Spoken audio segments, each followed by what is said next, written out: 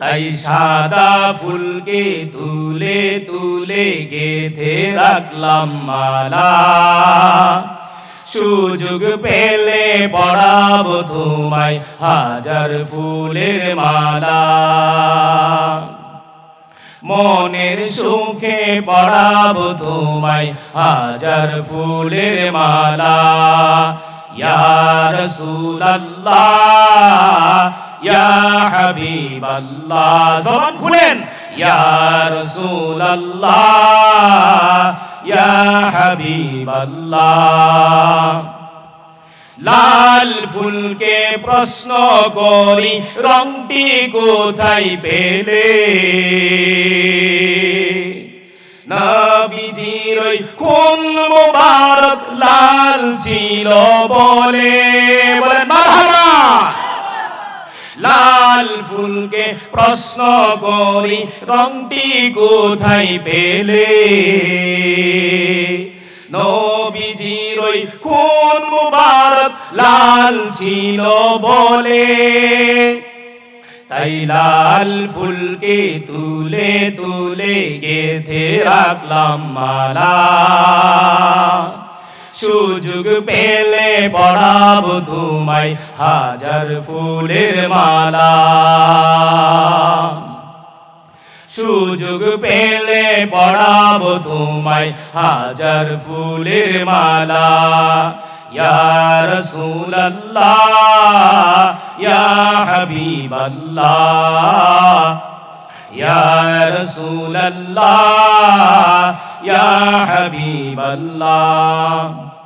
গোলাপ নিলাম গাঁদা নিলাম নীলাম রজনীগন্ধা, মনের সুখে মালা গেঁথেছি সকাল থেকে সন্ধ্যা। ইয়া রাসূলুল্লাহ ইয়া হাবিবাল্লাহ, বলেন আল্লাহু আকবার। এ আল্লাহর গোলাম বিশ্বনবী রাহমাতুল লিল আলামিন খেজুর বৃক্ষকে বাদ দিয়া যখন মিম্বার বানায়া ওয়াজ করেন, খেজুর বৃক্ষ হাউমাউ করে চিল্লায়া কান্দে। কেউ না শুনলেও আমার নবীর কানে আওয়াজ যায়, সুবহানাল্লাহ বলেন। এরে আল্লাহর গোলাম নবী আওয়াজ শোনার পর দৌড়ে গেছে খেজুর বৃক্ষের কাছে, যায় তার শরীরের মধ্যে হাত দিয়া বৃক্ষের গায়ে হাত দিয়া নবী হাতটা বুলায় দেয়। খেজুর বৃক্ষ আর হাউমাউ করে কান্দে। যদি কোনো ছোট বাচ্চা কান্না করে, আমি আপনি যদি কোলে নিয়ে তার মাথার উপর হাত বুলাই, তখন সে এরকম করে কি করে না? এবার হাত বুলানোর কারণে এমন আওয়াজ করতেছে, পয়গম্বর আমার ডাক দিয়ে বলে, খেজুর বৃক্ষ কান্না থামায় দে। কান্না থামায় দিস, ডাক দিয়ে বলে, এ খেজুরের বৃক্ষ, আমি আল্লাহর কাছে দোয়া করব, তুই একটা মরা খেজুর বৃক্ষ, তোর মাথাও নাই গুড়াও নাই, সব খায় তুষ বানায় ফেলছে। আমি নবী দোয়া করব আল্লাহ যেন তোর গাছের মধ্যে সারা বছর ফল দেয়। আপনারা বলেন তো দেখি, মরা গাছে ফল হয়, ফুল হয়, কিচ্ছু হয় না। কিন্তু আমার নবী যদি দোয়া করে তাহলে হতে পারে কি পারে না? ডাক দিয়ে বলে, নবীজি আমার ফল লাগবে না, শুধু এই প্রার্থনা আমি করি, আপনি আমার জন্য দোয়া করেন, কিয়ামতের ময়দানে যখন ফয়সালা হয়ে যাবে, জান্নাত জাহান্নামের ফয়সালা হবে, আপনার উম্মত গুলোকে জান্নাতে পৌঁছায়া যখন আপনি যাবেন জান্নাতের ভিতরে, আপনি যেমন দুনিয়াতে আমাকে মেম্বার বানায় হেলান দিয়ে নামাজের খুতবা দিতেন, কিয়ামতের ময়দানে জান্নাতের ভিতরে আপনি দোয়া করেন আমি যেন আপনার মেম্বার হতে পারি। সুবহানাল্লাহ। খেজুরের বৃক্ষ নবীর কাছে দোয়া চাই, এমন শান ও মানওয়ালা নবী। ওই নবীর জন্য সাহাবীরা জীবন দিছে। ওয়াজ করনি, তার সমস্ত দাঁতগুলো একটা একটা করে ভেঙে ফেলেছে। কথা ঠিক কিনা? আতিনা ফি দার দুনিয়ানা হাসান, আতিনা ফি দার উকবানা হাসান, ইয়া গিয়াসাল মুস্তাগীসিন আহদিনা লাফতিখারা বিল উলুমি ওয়াল গিনা।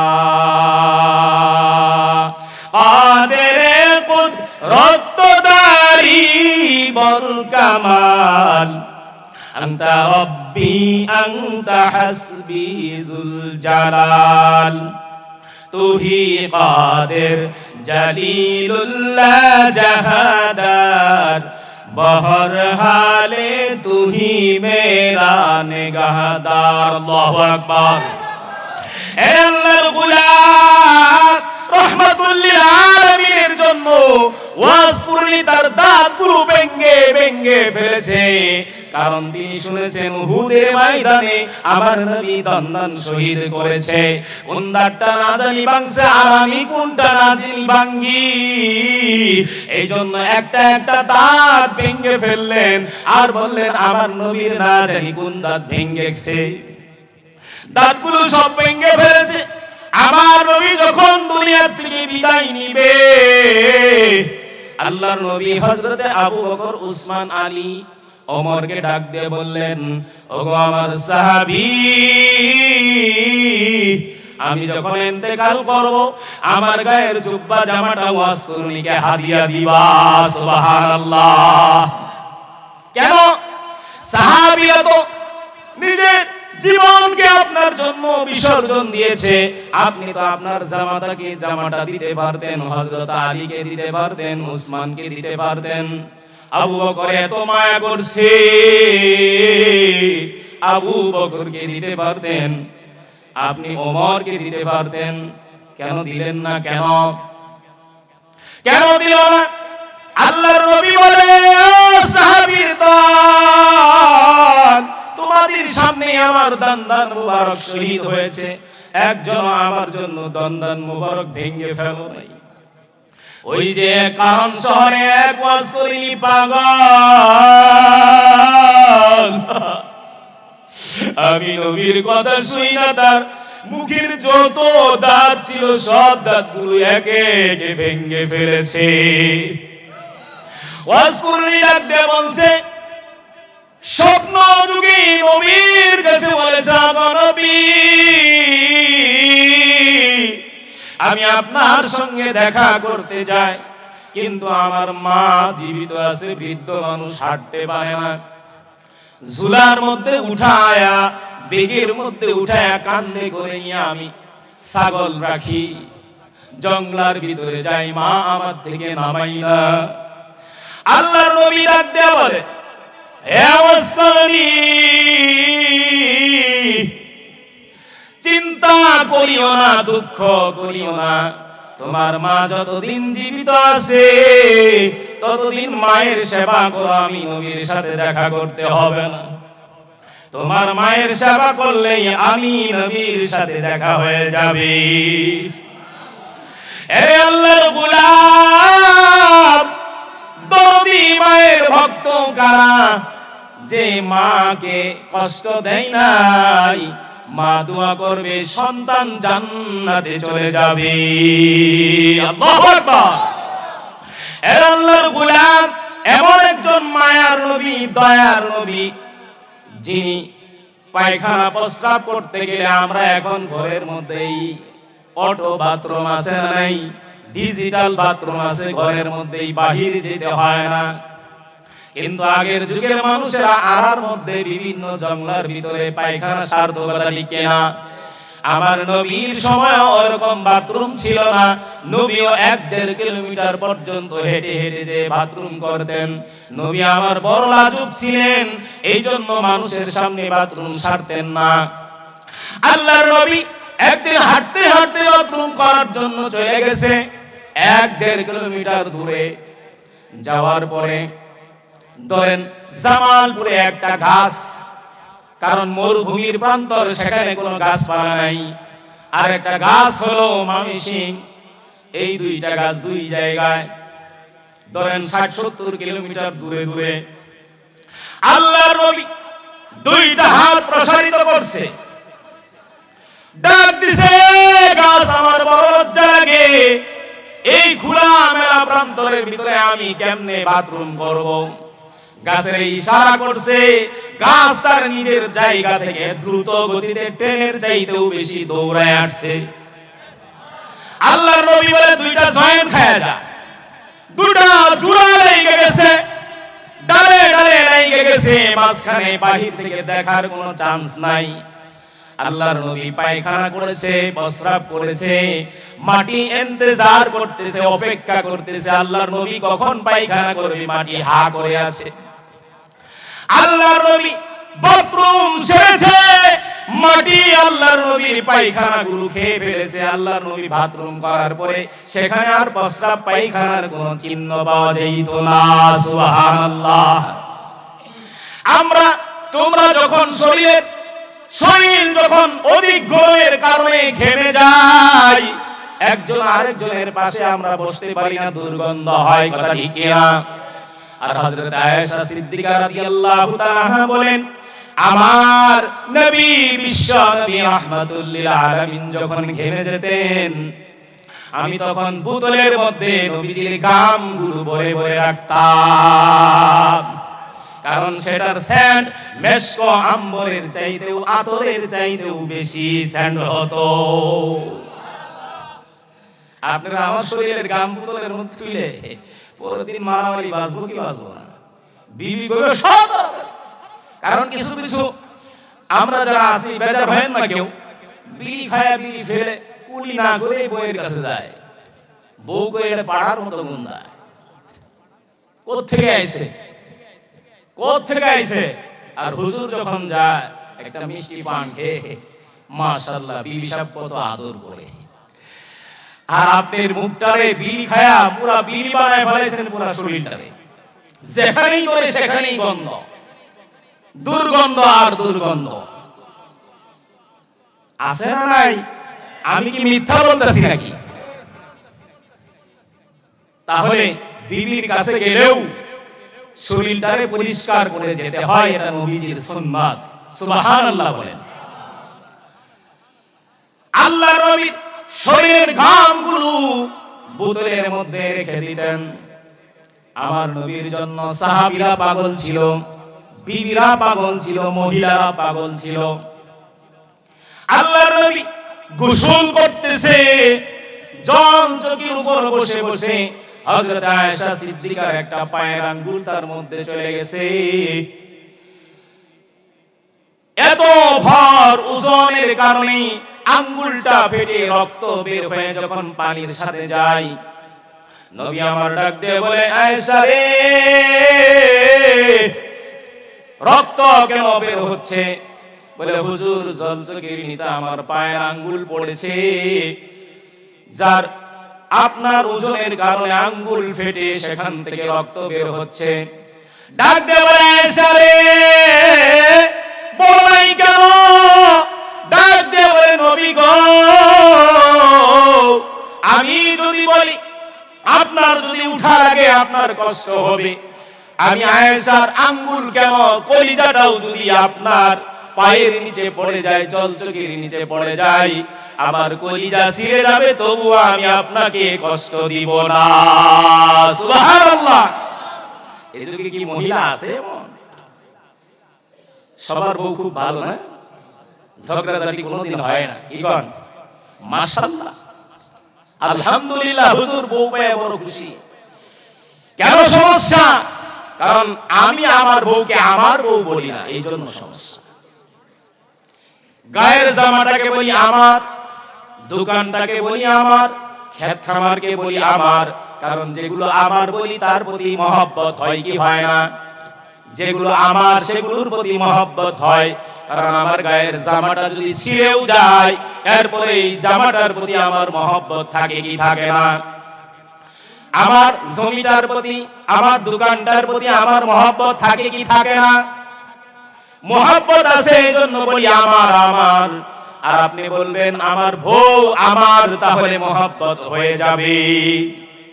কিয়ামতের ময়দানে যখন স্বামীর গুনাহ থাকবে, বিবির গুনাহ থাকবে না, নেককারী হবে, যখন সে জান্নাতে যাইতে যাবে, তখন দেখবে তার স্বামী তার সাথে নাই। মালিক রে ডাক দিয়ে বলবে, ও মালিক, আমার স্বামী কোথায়, যার সঙ্গে আমি ঘর সংসার করলাম? আল্লাহ পাক রব্বুল আলামিন বলে, তার তো গুনাহ আছে, তার হিসাব হবে, সে তো তোমার সাথে জান্নাতে যেতে পারবে না।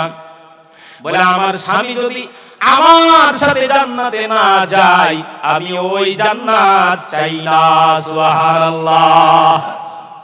আল্লাহ বলবেন, আমি যাকে জান্নাত দিয়ে দিয়েছি, ঘোষণা দিয়েছি, আল্লাহ কোনদিন ঘোষণা ফেরত নেয় না। তোর জান্নাত ঠিক থাকবে, কিন্তু তোর স্বামীর যে গুনাহ আছে, আমি আল্লাহ তোর স্বামীর গুনাহগুলোকে maaf করে দিয়ে তোর সাথে জান্নাতে দিয়ে দিলাম। আসতে বলেন সুবহানাল্লাহ। ও আমার মায়েরা, ভালো করে শুনে রাখো, স্বামী আর স্ত্রীর মধ্যে মহব্বত রাখবা, জান্নাতের মালিক মালিকানা হয়ে যাবে। এজন্য বন্ধুরে আমার, রাহমাতুল লিল আলামিন নবী আমার এমন একজন মায়ার নবী, মায়ার নবীকে আল্লাহ পাক রব্বুল আলামিন ডেকে ডেকে বলে, ওয়া কাইফা তাকফুরুনা ওয়া আনতুম তুতলা আলাইকুম আয়াতুল্লাহ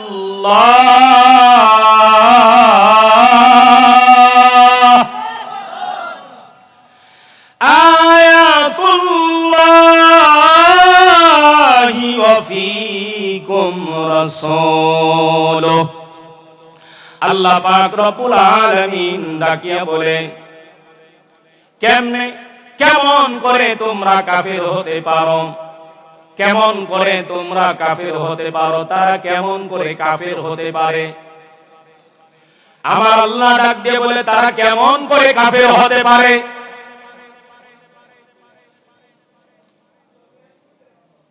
ওয়ান্তুম তুতলা আলাইকুম, যাদের সামনে পাঠ করা হয় আয়াতুল্লাহ,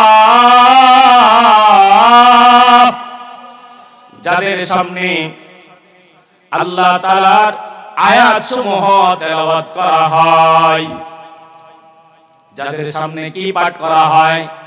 আল্লাহ তাআলার আয়াতসমূহ পাঠ করা হয়। ও রাসূলু, তাদের মধ্যে রাসূলও রয়েছেন, এরপরেও মানুষ কিভাবে কাফের হতে পারে? এ আল্লাহর গোলাম, আল্লাহর নবী, বিশ্বনবী রাহমাতুল লিল আলামিন এমন একজন নবী ছিলেন, যিনি একজন আরেকজনের শত্রু ছিল। আল্লাহ নিজেও বলেছেন সূরা আলে ইমরানের মধ্যে 100 নম্বর আয়াত থেকে 103 নম্বর আয়াত পর্যন্ত আল্লাহ পাক রব্বুল আলামিন বলেছেন,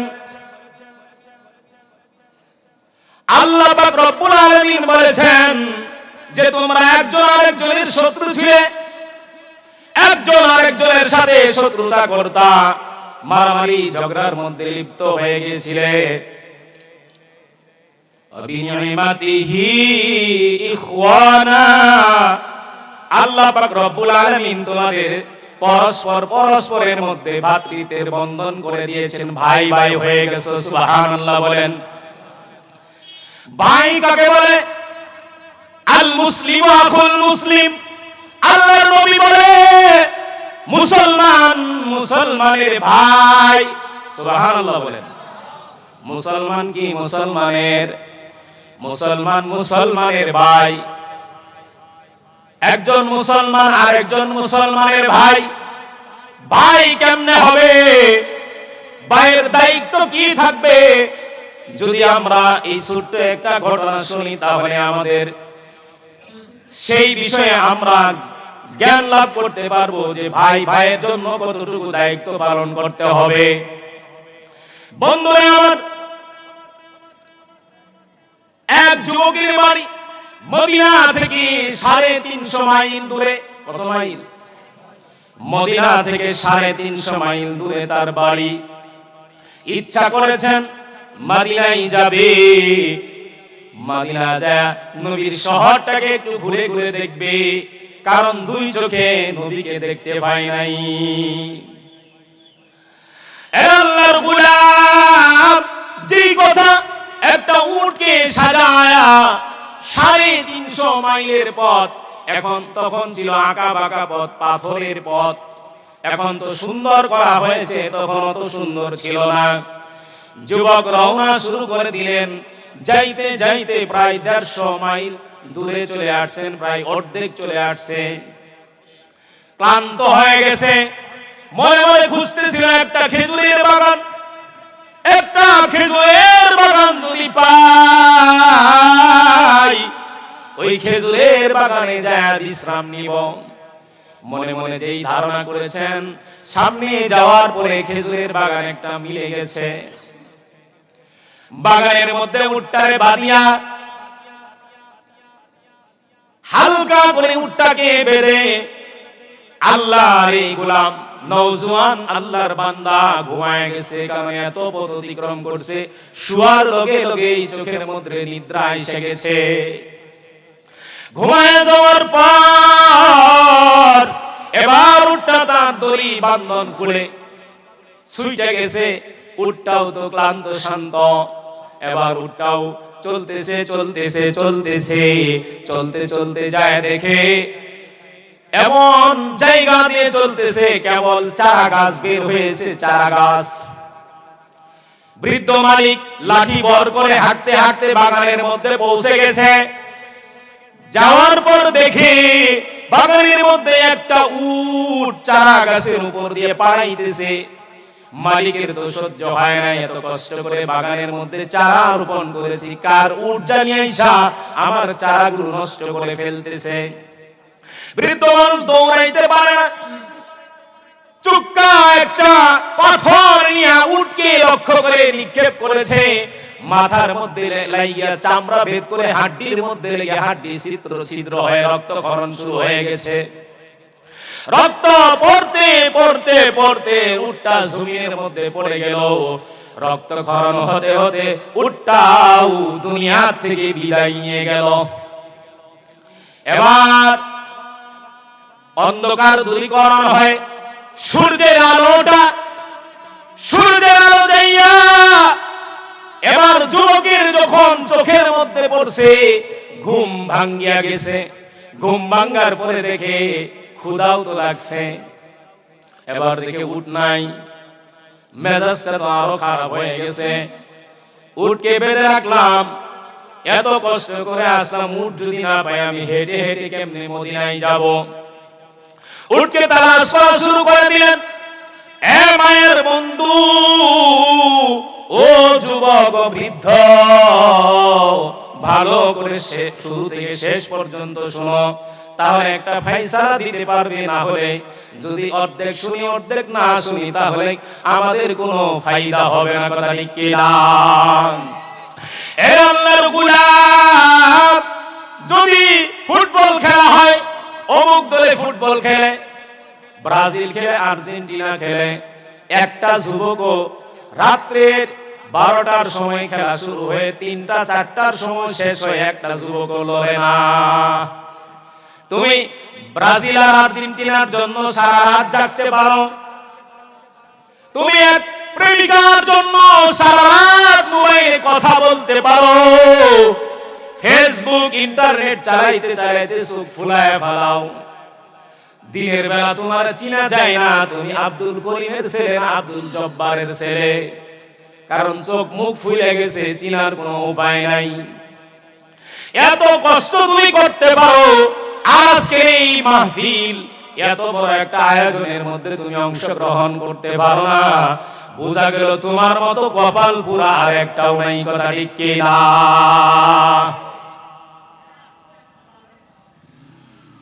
মানুষ দুনিয়াতেই জান্নাত পাওয়ার চায়, দুনিয়াতে কি জান্নাত পাওয়া সোজা? দুনিয়াতেই পাওয়া যাবে।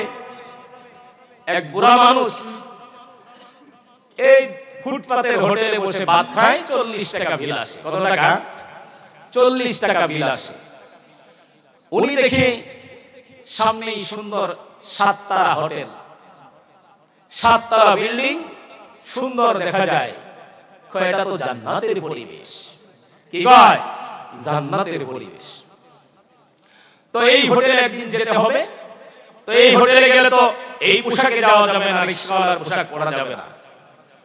স্যুট কোট পরে টাই বেঁধে ভদ্রলোকের বেশে, শিক্ষিত মানুষের বেশে যায় উপস্থিত।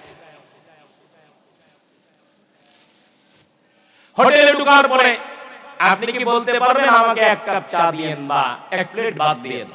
আপনার সামনে এরকম একটা কাগজ দেওয়া হবে, ফর্দি দেওয়া হবে, সেখানে ইংরেজিতে লেখা। বাপের জন্মেও কোনোদিন ইংরেজি পড়ে নাই,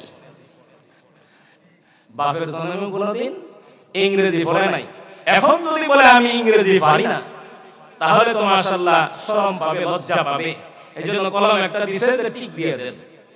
এখন 1 কাপ চায়ের মধ্যে টিক দিছে, একটা পানির মধ্যে টিক দিছে, আর কিছু আবিজাবি খাবার যেগুলো আমাদেরকে দিলে সহজেই খাবো না, একটু সুপের মধ্যে টিক দিয়ে দিছে। 4টা জিনিসের মধ্যে দিছে, তার সামনে উপস্থাপন করা হয়েছে, নেন ভদ্রলোক সাহেব খান। এখন খাবার যায় দেখে এইগুলো, এখন মনে মনে কয় হাই রে, আমার ফুটপাতের হোটেলই তো ভালো ছিল, 40 টাকার খাবার দিলেই পেট ভরে খাইতাম, এগুলো আবিজাবি কি দিছে। খাওয়ার পরে এবার বিল করছে, বিল করছে 1680 টাকা। কি সাদা খাইলাম, পেটই বললো না। এইটা নাকি জান্নাত? এই জান্নাতে যাওয়ার আমার দরকার নেই, এই জান্নাতে যাওয়ার আমার, এই সাদার হোটেলে খাওয়ার আমার দরকার নাই। যেখানে 1600 টাকা বিল হয়, আমার মাসে খাইতে লাগে 1600 টাকা, আর সেখানে আমি একদিনই খাই শেষ। এর নাম তো জান্নাত হইতে পারে না। এজন্য দুনিয়াতে জান্নাতের আশা কইরেন না। একজনে কয় হুজুর আমি 100 খেজুর গাছ লাগাইছি, খেজুর গাছের আগায় শীতের দিনে কাটিয়ার মধ্যে কলসি বান দিলে কলসের মধ্যে কি পড়ে? রস। কি বলেন? রস পড়ে না? আগে তো আমরা অনেক খাইতাম, এখন তো অনেক পাওয়া যায় না। পাওয়া যায় সহজেই?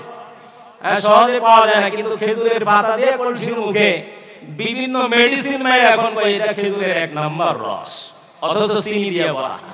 কি কন? আসল রস কি পাওয়া যায়? এবার হুজুর আমি একটা ওয়াজ শিখিয়ে দিব আপনারে, আমি এই ওয়াজটা আপনি করবেন।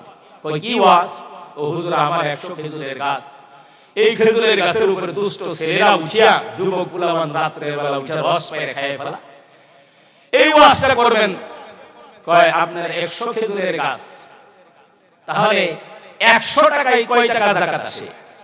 কয় 2.5 টাকা। কয় টাকা? 2.5 টাকা। তো আপনার 100 গাছে 7টা খেজুরের রস তো খাইতেই পারে, আপনার তো যাকাত এই পরিমাণ আসছে, খাইতেই তো পারে। হুজুর আপনিও সুরে করে পক্ষে নাকি? না, সুরের পক্ষে না। এইটা না করলে আরেকটা কইলেন, সেটা হলো খেজুরের রস তো খাই, খাওয়ার পরে ওই কলসির মধ্যে প্রস্রাব করে দেয়, মুইতে দেয়। আপনাদের আঞ্চলিক ভাষায় কি বলে? মুত বলে না প্রস্রাব বলে? দুইটাই কোনা। ও মুইতে দাও হুজুর, এই ওয়াজটা একটু কইরে দিয়ে। আশ্চর্য কথা, বৃদ্ধ মহিলা কয় হুজুর জান্নাতের ভিতরে বলে গাছ থাকবে, নিচের দিকে ডাল থাকবে, ফল থাকবে, আর গাছের গুড়া থাকবে উপরের দিকে। হুজুর আমার খেজুরের একটা গাছ আছে, কলসি বান্দা আছে, এই খেজুরের গাছের কলসি আমি 7 দিনে যুবকদেরকে তুয়াইতে মাথা বুলাইতে এরপরে ফায়রা দেই, তারপরে খাওয়া লাগে। হুজুর একটু দোয়া করে দেন, গাছের গুড়া যেন উপরে উঠে আর সেই আগা যেন নিচে নামে। শুনেন, ওই পারের একজন লোক বলল যে খেজুরের গাছের রস খায় ওইখানে প্রস্রাব করে আসে, সেখানে তো 30-40 ফিট উপরে উঠে প্রস্রাব করে, আর আপনারটা যখন আগা নিচে পাবো তখন প্রস্রাবও করবো, পায়খানাও করবো। কি করবো? প্রস্রাবও করবে, পায়খানাও করবে। এত সহজ পাইবেন না, উপরে আছে উপরেই থাক, একটু কষ্ট করে খান। এই জন্য দুনিয়াতে জান্নাতে যাওয়ার আশা করেন না, সাদ্দাতের মতো জান্নাতে পা দেওয়ার আগেই মালাকুল মউত নিয়ে যাবে। কথা ঠিক কিনা? এই যে আল্লাহর গোলাম বুঝতে দেখে উটটা জমিনের মধ্যে পড়ে আছে, এখন তার জীবন শেষ, মারা গেছে। পাশেই থেকে বৃদ্ধ মানুষ ডাক দিছে, ও চাচা, আমার উটটা কেমনে করে মারা গেল আপনি কি বলতে পারেন? চাচা হলো মুসলমান। বৃদ্ধ মানুষ সহজ সরল মানুষ বলে দিয়েছে, এই উটটা তো আমি নিজেই মেরে ফেলেছি, স্বীকার করে ফেলেছে। যুবক তো খাওয়া দাওয়া নাই, ঘুম নাই, এত দূর পর্যন্ত আসছে, উটটারে মেরে ফেলেছে। রাগ সামলাইতে পারে নাই, কারণ আমরা রাগ সামলাতে না পাইরা বউরে তালাক দিয়ে দেই কি দেই না? বউ তালাক দিয়া কয়, দৌড়ায় যায় হুজুরের কাছে, হুজুর ফতোয়া একটা দিয়া দেন, 3 বাচ্চার মায়ের তো তালাক দিছে, তালাক হইছে কি হয় নাই? হুজুর কোনোভাবে বউটারে নেওয়া যায় কিনা? হুজুর বলে কোনো প্রসেস নাই, কোনোভাবেই নেওয়া যাবে না, শর্ত আছে। এখন দিয়ে আফসোস করলে কাম হবে না।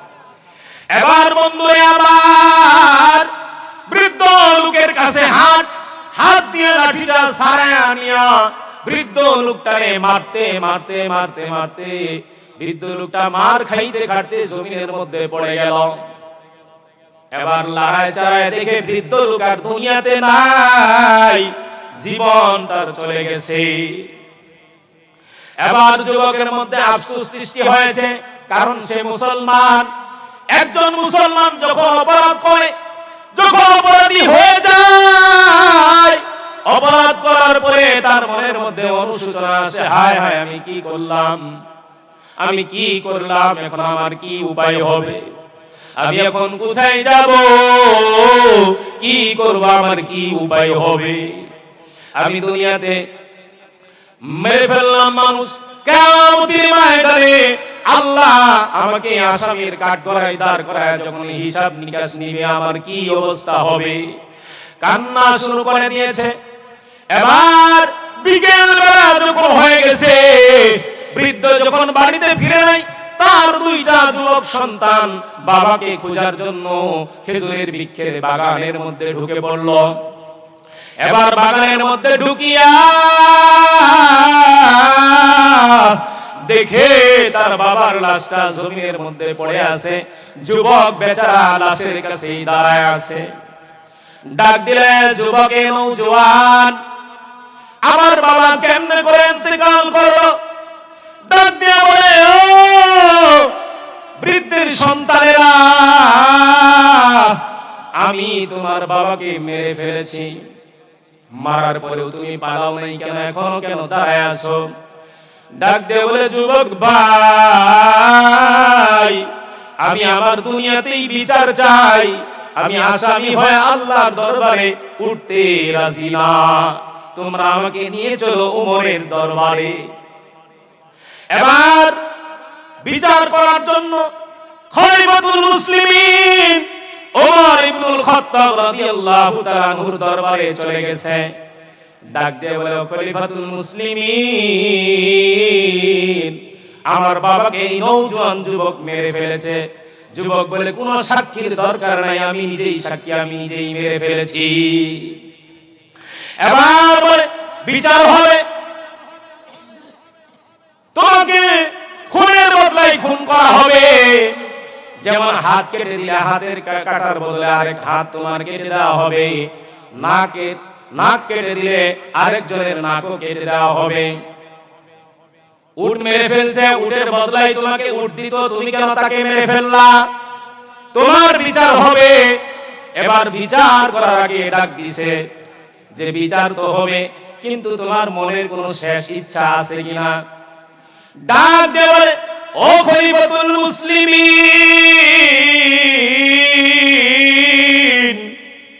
আমি যদি এখন আমার কথাটা বলি, আপনি হয়তো রাজি হবেন না, বলারও দরকার নাই। বলেই দেখো কি তোমার দরকার। এবার ডাক দিয়ে বলে, খলিফাতুল মুসলিমিন, আমি এক ইহুদির কাছ থেকে বাজার থেকে কিছু টাকা বাজার সদাই তার কাছ থেকে নিয়েছিলাম, ঋণী আছি আমি তার কাছে, আমি বলেছি পরিশোধ করে দিব।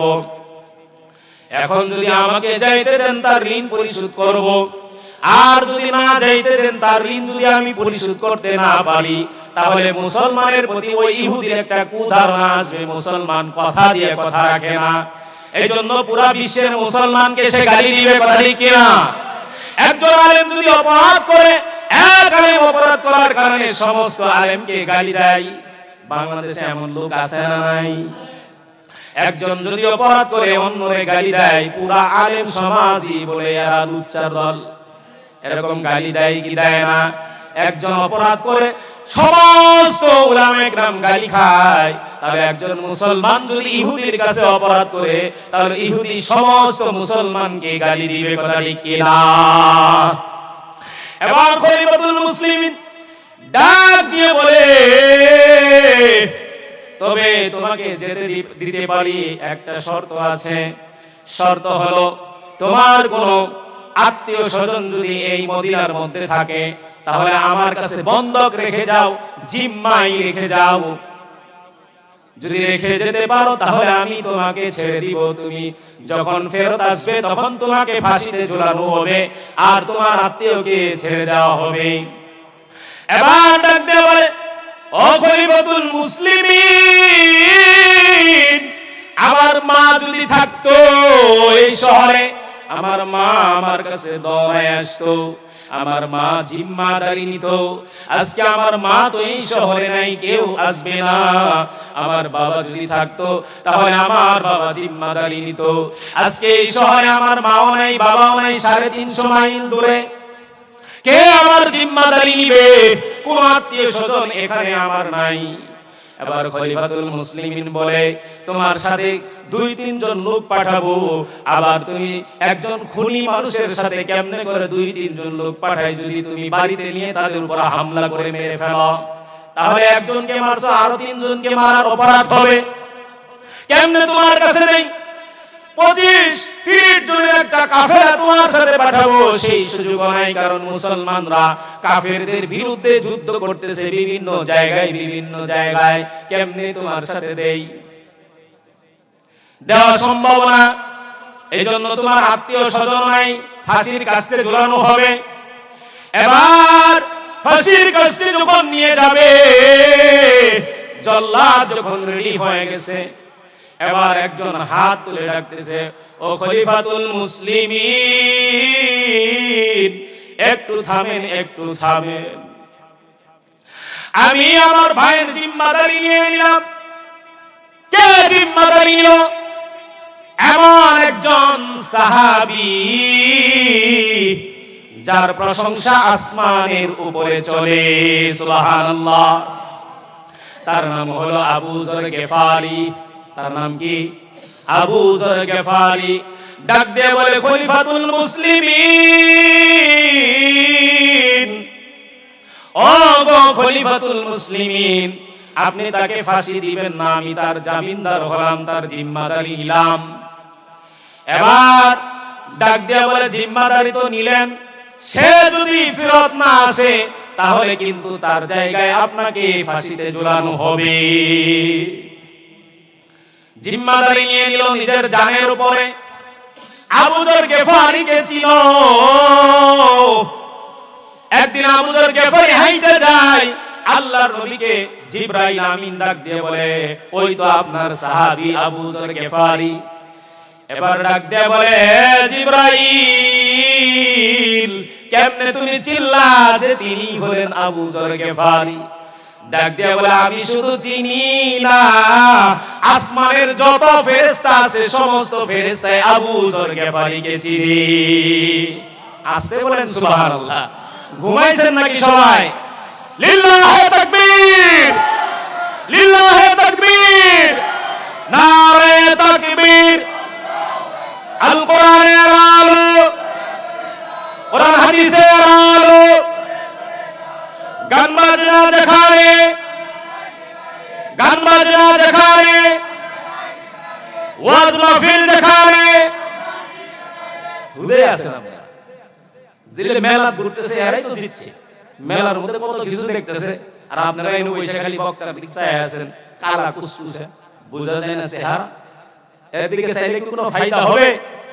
বলে বক্তার চেহারা কালো হোক আর ধলা হোক, সে যদি আল্লাহ এবং আল্লাহর রাসূলের কথা বলে, তার দিকে তাকায় থাকলে আল্লাহ তোমাদের জিন্দেগির যত সগীরা গুনাহ আছে ঝরায় দিবে। একজন আলেমের পদার্পণ যে এলাকাতে হবে, আল্লাহ তাআলা ওই এলাকায় মুমিন মুসলমানের কবরের আযাব 40 দিনের জন্য হটায় দিবে। এত বড় বড় নিয়ামত পাওয়ার পরেও কিভাবে আমরা সময় নষ্ট করি, আমাদের আওয়াজ বের হয় না, আর নির্বাচনের এক কাপ লাল পানি খায়া ও মায়ের চরিত্র ফুলের মতো পবিত্র, মুগ্ধ হয় না এক ওয়াক্ত, নামাজ পড়ে না এক ওয়াক্ত, ফুলের মতো চরিত্র, নামাজ পড়ে না এক ওয়াক্ত, তার চরিত্র ফুলের মতো হবে? ফুল কাকে বলা হয়? যার কোনো পাপ নেই, যার কোনো গুনাহ নেই, সার চরিত্র হলো ফুলের মতো পবিত্র। কথা ঠিক কিনা? ইন্না মিন আহাব্বিকুম ইলাইয়া আহসানাকুম আখলাকা, আল্লাহর নবী বলেন তোমাদের মধ্যে আমার নিকট ওই ব্যক্তি সবচেয়ে বেশি প্রিয় যে বেশি চরিত্রবান, যার চরিত্র ভালো সেই পবিত্র। আরে একজনের সিন্ডিকেট করে মাল সম্পদ ধন সম্পদ লুটে খায়, নির্বাচনে যাওয়ার আগে বলে গরিবের দুয়ার আমার ঠাই, নির্বাচনে যাওয়ার পরে এমপি হওয়ার পরে বলে গরিব দুঃখীর ঠাই আমার দরজাই নাই। কথা ঠিক কি ঠিক না? নির্বাচনে যাওয়ার আগে উসা উসা পানা কচুরি পানা রেখে দেয়, যার কারণে দূর থেকে মানুষের মতো মনে হয় দেখে আসসালামু আলাইকুম, দেখে কি কয় আসসালামু আলাইকুম। এবার তার সঙ্গে যে বডিগার্ড আছে, কই হুজুর কারে সালাম দিলেন, কই যে মানুষ দেখা যায়, কই মানুষ না তো কচুরি বানা। নির্বাচনের আগে কচুরি বানা কেউ সালাম দেয়, নির্বাচন গেলে আর কোনো কথা নেই। তোমাকে সেটাই গ্রহণ করতে হবে আমার রাসূল যেটা নিয়ে এসেছেন। ওমা আতাকুমুর রাসূলু ফাখুযুহু ওমা নাহাকুম আনহু ফান্তাহু ওয়াত্তাকুল্লাহ। রাসূল যেটা নিয়ে এসেছেন সেটা তোমাকে ধরতে হবে। আল্লাহ রাসূল যেটা নিয়ে এসেছেন সেটা তোমাকে কি করতে হবে? ধরতে হবে। ওমাইয়াতাসিম বিল্লাহ, আল্লাহু আকবার। আল্লাহর রশিকে মজবুত করে ধরতে হবে। আল্লাহর কথাকে যারা দৃঢ়ভাবে ধরতে পারে, আল্লাহ পাক রব্বুল আলামিন বলে, আল্লাহ পাক রব্বুল আলামিন বলে ফাকাদ হুদিয়া ইলা সিরাতিম মুস্তাকিম। আল্লাহ বলে তাকে হেদায়েত দেওয়া হবে, সেই সরল সঠিক পথে চলবে। সুবহানাল্লাহ। এ আল্লাহর গোলাম হযরত আবু যর গিফারীকে কেন চিনে? দুইটা আমলের কারণে। এই দুইটা আমল আপনারা করতে পারবেন।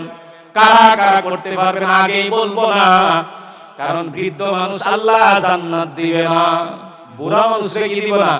জান্নাত দিবে না। এখন তো বেজার হয়ে গেছে, কি কই হুজুর বুড়া মানুষ, আমরা তো বুড়া হয়ে গেছি, দাড়ি সাদা হয়ে গেছে, হ্যাঁ আমরা জান্নাত দিব না। বুড়া মানুষকে আল্লাহ কি দিব না?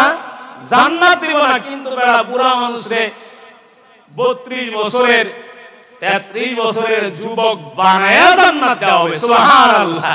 যুবক তখন আর বুড়া থাকবো না, তখন আর কি থাকবো না? বুড়া থাকবো না, তখন তাগড়া জওয়ান হয়ে যাবে। দুইটা আমল যদি করতে পারো, দুইটা আমল যদি করো, আবু যর গিফারীকে যেমন আসমানের ফেরেশতারা চিনে, তোমাকেও আসমানের ফেরেশতারা চিনবে। এক নাম্বার আমল হলো নিজেকে ছোট মনে করা। নিজেকে কি মনে করা? ছোট মনে করা। নিজেকে বড় মনে করাই যাবে না। নিজেকে বড় মনে করে শয়তান। শয়তান রহমতের ফেরেশতা থেকে শয়তান হয়ে গেছে। কি বলেন? রহমত থেকে বঞ্চিত হয়ে লানতের তক্তা গলাত দিয়েছে। আল্লাহ পাক রব্বুল আলামিন জান্নাত থেকে বের করে দিয়েছেন। কেন? অহংকার করেছে। অহংকার করেছে। অহংকার হলো ধ্বংসের মূল। ধ্বংসের মূল। কথা ঠিক কিনা? অহংকার করেছে। খালাকতানি মিন নার ওয়া খালাকতাহু মিন তিন। শয়তান বলে আমাকে আল্লাহ বানাইছে আগুন দিয়া, আর মানুষকে বানাইছে মাটি দিয়া।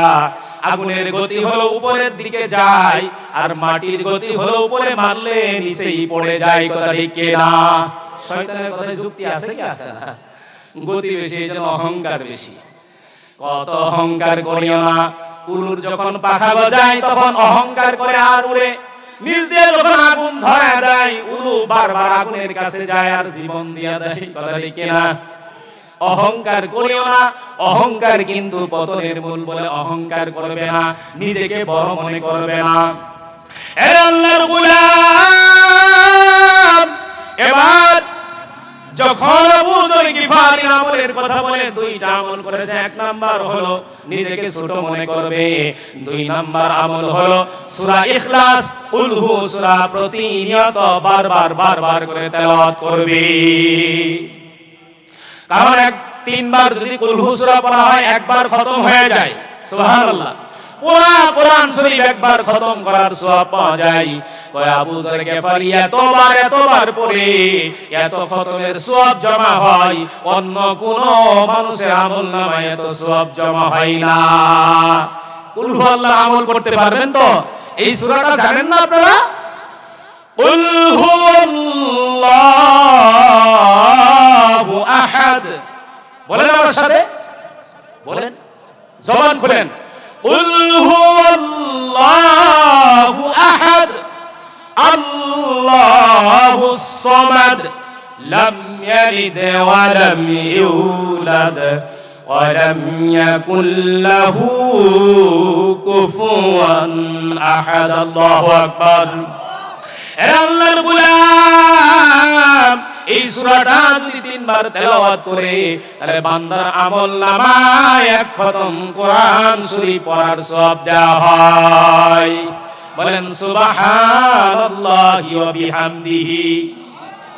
ফজর নামাজ মাগরিবের নামাজ পড়ে 100 বার করে যে কোন বান্দা তেলাওয়াত করবে, আল্লাহ তাআলা তার আমলনামায় 1,24,000 নেকি লিখে দিবে।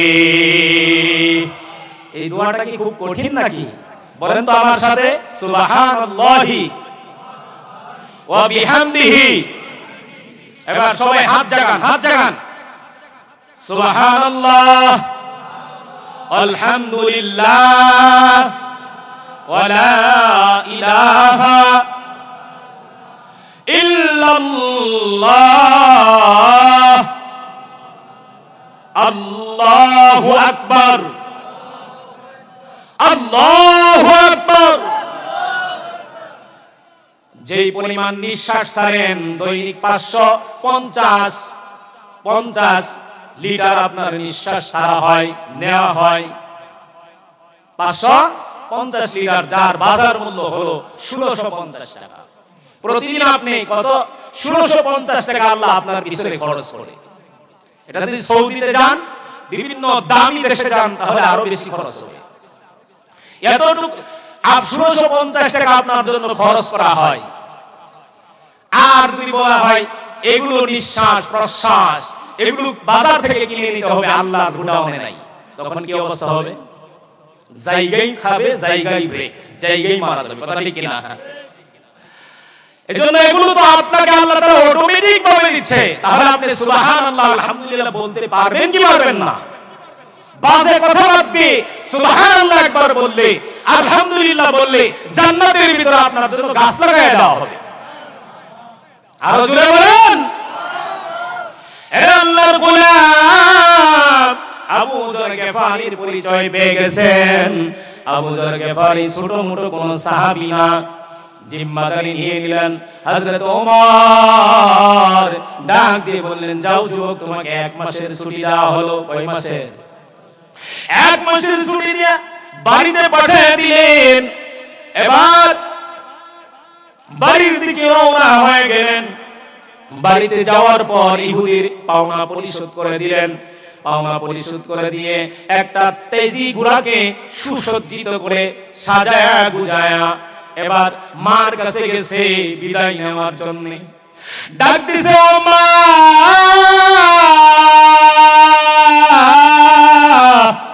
মাগো, সারা জীবন আপনি আমার খেদমত করছেন, আপনি আমারে পরিষ্কার পরিচ্ছন্ন করে দিয়েছেন, আমি পায়খানা প্রস্রাব করেছি, আপনি ধুয়ে মুছে পরিষ্কার করে দিয়েছেন। মা, আমি বাজারে গেছি, যতক্ষণ না ফিরেছি আপনি ততক্ষণ আমার জন্য বসেছিলেন। মা আমি দুলার মধ্যে খেলাধুলা করেছি, ও মা গো মা কান্না করেছি, আপনি রান্না করেছেন, রান্না বাদ দিয়ে আপনি আমার কান্না শুনে দৌড়ায় আসছেন। এবার আমার শরীরে ধুলাবালু, আপনি গোসল করে ভালো কাপড় পরিধান করেছেন, আমাকে যে টান দিয়ে কুলে নিয়েছেন, মহিলারা বলেছে আপনার সন্তানের শরীরে ধুলাবালু লেগে আছে, এই সন্তানকে কেন আপনি কুলের মধ্যে নিতেছেন, একটু পরিষ্কার করে নেন। তুমি ডাক দিয়ে বলেছো, মহিলা ধুলাবালু লাগুক, হাজার ময়লা লাগুক, আমার সন্তান কান্না করে আমি মা সহ্য করতে পারি না। মা গো তুমি টান দিয়া বুকের মধ্যে নিয়েছ, বুকের মধ্যে নিয়া আদর করে ঘুম পাড়ায় দিছো, ধুলাবালুর দিকে খেয়াল করো নাই। শীতের রাত্রে আমি মা তোমার ডান পাশে প্রস্রাব করে দিয়েছি, তুমি আমাকে বাম পাশে নিয়েছ, বাম পাশে প্রস্রাব করে দিয়েছি, তুমি আমাকে বুকের মধ্যে নিয়েছো, কারণ দুইটা পাশ ভিজা, আমি তোমার বুকের মধ্যে প্রস্রাব করে দিয়েছি, তুমি আমাকে শুকনা কাপড় দিয়ে ধরেছো, তুমি ভিজার মধ্যে ঘুমাইছো, তবু আমাকে ভিজার মধ্যে নামাও নাই। ও মা তোমার দুধ পান করেছি, মা গো মা শেষ বিদায় দিয়ে দাও, তোমার ছেলে আর কোনদিন তোমার সামনে এসে দাঁড়াবে না, আর কোনদিন তোমাকে মা বলে ডাকবে না, আর কোনদিন তুমি এই তো খানা আমাকে খাওয়াই দিছো, আমি বড় হয়ে গেছি, তারপরেও তুমি আমাকে মুখের মধ্যে লুকমা দিয়ে দিয়েছো। মা গো আর জীবনে কোনদিন তোমার হাতে খানা খেতে পারবো না, মা জীবনের তোরে শেষ খানাটা খাওয়ায় দাও, শেষ খানাটা খাওয়ায় দাও মা, আর কোনদিন দেখা হবে না। মা বুকের মধ্যে নিয়ে হাউ মাউ করে কান্না শুরু করেছে। এ যুবক বৃদ্ধ, কার না জানি মা এখন জীবিত আছে, কার না জানি মা দুনিয়া থেকে বিদায় হয়ে গেছে গো, আর কোনদিন ফেরত আসবে না। তোমার দরজায় আর দাঁড়ায় তোমার সামনে হাত পাতিয়া বলবে না, এর সন্তান 10টা টাকা দিয়ে আমি একটু পান কিনে খাবো, আর কোনদিন বলবে না মা গো মা জীবনের তোরে শেষ খানাটা তুমি আমারে খাওয়ায় দাও। মা হাত তুলতে পারে না, হাত থেকে খানা পড়ে যায়। আরে এত কষ্ট করে তোকে লালন পালন করেছি, আমাদের আর কোনো সন্তান নেই, আর কোন সন্তান নাই, কেমনে বিদায় দেই, কেমনে বিদায় দেই, বিদায় তো আমি দিতে পারতেছি না। মাও কান্না করে, সন্তানও কান্না করে, মায়ের কাছ থেকে বিদায় নিয়া বাবার কাছে দৌড়ায় গেছে।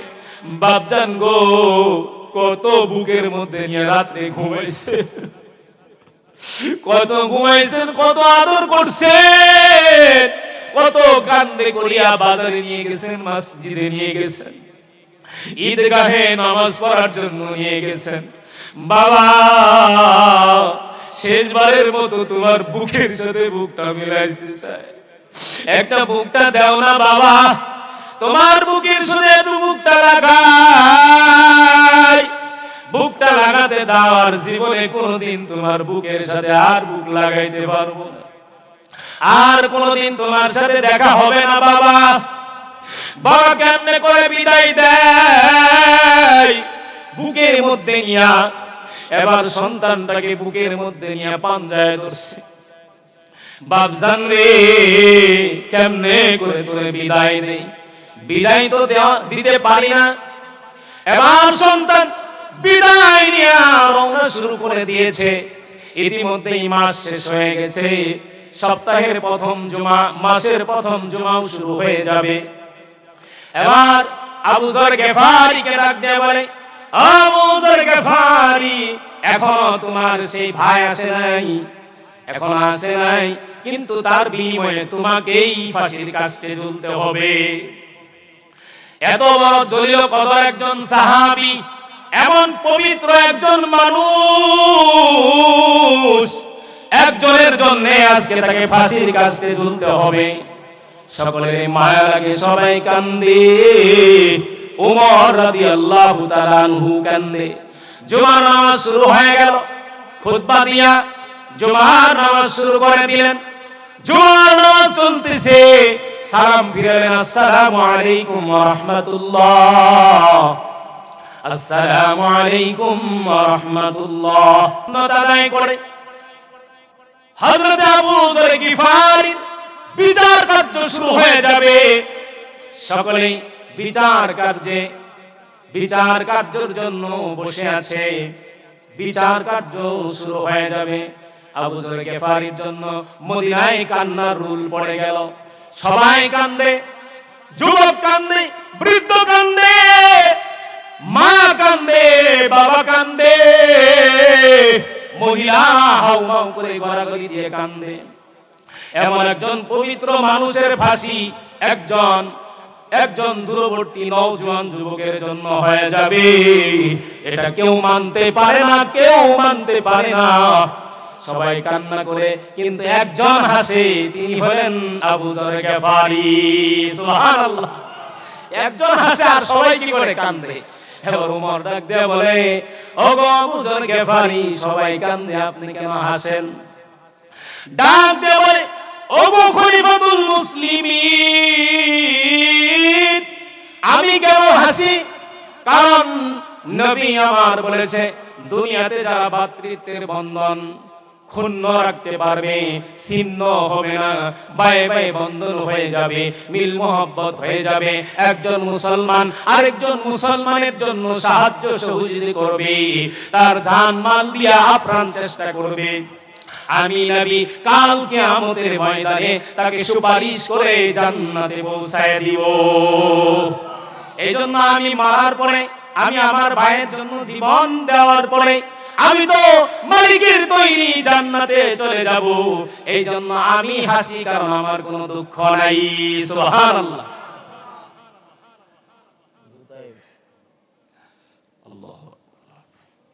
হুজুর তাই এসে বসে, হুজুরের মাটিতে বসায় রেখে আমি কেমনে ওয়াজ করি?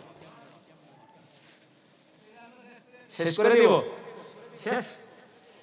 আসলে রাইখে গেলে আমার আফসোস থাকবে। কি বলেন? হযরত আবু যর গিফারী এবার তাকে নিয়ে যাওয়া হয়েছে, জল্লাদকে হুকুম দেওয়া হয়েছে, ও জল্লাদ, এবার তাকে হত্যা করার জন্য অগ্রসর হও। জল্লাদ এক পা যায় আর একবার পিছায়। জীবনে কোনদিন জল্লাদ কাউকে হত্যা করার সময় চোখের পানি ছাড়ে নাই, কিন্তু আজকে এমন একজনকে তাকে কতল করতে হবে। এবার জল্লাদ সহ চোখের পানি ছেড়ে দিয়েছে। পানি পড়তেছে, এক পা যায় আর এক পায়ে পিছায়, কাছাকাছি চলে গেছে। একজন ডাক দিয়ে বলে, আমিরুল মুমিনিন, একটু ওয়েট করেন, একটু ওয়েট করেন। ওই যে ধুলা উঠতেছে, চোখের মধ্যে ভাসতেছে, গোলার পায়ে আওয়াজ শোনা যায়, না জানি কে আসলো, আসা পর্যন্ত আমরা একটু অপেক্ষা করি। এবার ঘোড়ার পায়ে কাছাকাছি চলে এসেছে, দৌড়ায় দৌড়ায় দৌড়ায় দৌড়ায় চলে আসছে। এবার ডাক দিয়ে বলে, আমিরুল মুমিনিন, আমি এসে হাজির হয়েছি, আমার ভাইকে ফাঁসির কাস্টে ঝুলায়েন না। আল্লাহু আকবার। এর আল্লাহর গোলাম, ফাঁসির কাস্টে ঝুলাবেন না, আমি এসে পড়েছি। এবার বলে, তুমি তো পবিত্র হয়েই গেছ, তবুও ইসলাম শরীয়তে বিচার করতে হবে, হত্যার বদলে হত্যা করতে হবে, তোমাকে ফাঁসির কাস্টে ঝুলাবো। এবার তাকে নিয়ে গেছে, পবিত্র মানুষকে ফাঁসির কাস্টে ঝুলাবে। সব মদিনার সমস্ত লোকেরা কান্না শুরু করে দিয়েছে। একজন পবিত্র মানুষের হত্যা হবে, আর ওই যে দুই যুবক বাবার জন্য বিচার চাইতে এসেছিল, এবার ময়দানের মাঝখান থেকে দুই যুবক হাত উঠায় ডাক দিয়ে আমিরুল মুমিনিন,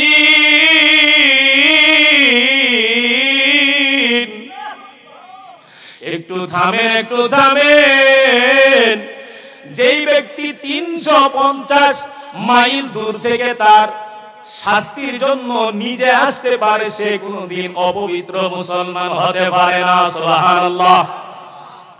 এমন একজন পবিত্র মুসলমানকে যদি ফাঁসির কাস্টে ঝুলান,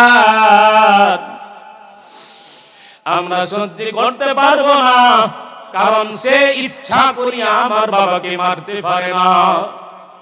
ওগো আল্লাহর পয়গম্বরের খলিফাতুল মুসলিমিন, আমরা আমার বাবার বিচার পেয়ে গেছি, ওই যুবকের আর বিচার করতে হবে না। বলেন মারহাবা, আল্লাহু আকবার। এই হলো ভাই আর ভাইয়ের বন্ধন।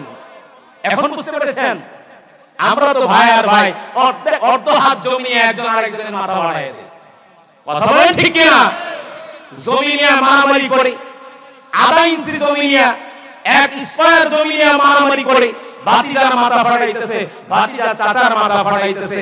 সন্তান বাবার কাছে 10,000 টাকা আবদার করছে, দেই নাই দেখে সন্তান বাবারে জবাই দেয়। এই হলো আমাদের বন্ধন, এই হলো মুসলমান। আজকে ভাই ভাই মিল নাই, স্বামী স্ত্রীর মধ্যে মিল নাই, কলহ ঝগড়া বেঁধে আছে। কেন? কারণ আমরা ইসলাম মানি না, আজকে আমরা দ্বীন মানি না, আজকে আমরা নবীকে মানি না, আজকে আল্লাহকে মানি না। যেই বন্ড পদক কুখ্যাত বাউল আবুল সরকার আল্লাহকে নিয়ে কটূক্তি করে অশালীন ভাষায়, তার বিরুদ্ধে আমরা আন্দোলন করি না, যার জন্যই আমাদের উপরে গজব নেমে এসেছে। কথা ঠিক কিনা? এজন্য মুসলমান তোমাকে সোচ্চার হতে হবে, বন্ডদের আস্থা ভেঙে গুড়িয়ে দিতে হবে। বন্ড আউল ফাউলের জায়গা এই বাংলার জমি হবে না। কথা ঠিক কিনা? তাদের গান যারা শুনবে তারাও বাউল থেকে আউল হয়ে যাবে। বাউল শব্দের অর্থ হচ্ছে পেশা। বাউল শব্দের অর্থ কি? পেশাব। এখন আপনি কি ইচ্ছা করে আপনার জামারে পেশাবের মধ্যে চুবাইবেন? কথা বলেন। জামা যদি পেশাবের মধ্যে চুবান, জামা পবিত্র হবে না অপবিত্র হবে?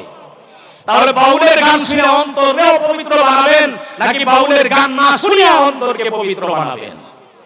বাউলের গান শোনা যাবে না, হারাম। বাউলের গান শোনা কি? হারাম। এই হারাম কাজ যারা করবে তারাও বাউলের মতো ফাউল হয়ে জাহান্নামে চলে যাবে। এজন্য যারা আমার আল্লাহর বিরুদ্ধে, আমার রাসূলের বিরুদ্ধে কথা বলবে, তাদের জিহ্বা টান দিয়েছে ভাড়ার মালিকেরা। এই বাংলার জমিনে আল্লাহ দ্রোহীদের কোনো ঠাঁই নাই। আমরা নবীর উম্মত, নাই কোনো ভিন্ন মত। কথা ঠিক কিনা? আমরা কোন নবীর উম্মত? শেষ নবীর উম্মত, নাই কোনো ভিন্ন মত। কথা ঠিক কিনা? আল্লাহ তাআলা আমাদেরকে যতটুকু আলোচনা আল্লাহ করার তৌফিক দান করেছেন, আমাকে আগে সবচেয়ে বেশি আমল করার, আপনাদেরকেও আমল করার তৌফিক দান করেন। আমিন। ওয়া আখিরি দাওয়ানা আলহামদুলিল্লাহি রাব্বিল আলামিন। আসসালামু আলাইকুম ওয়া রাহমাতুল্লাহি ওয়া বারাকাতুহু।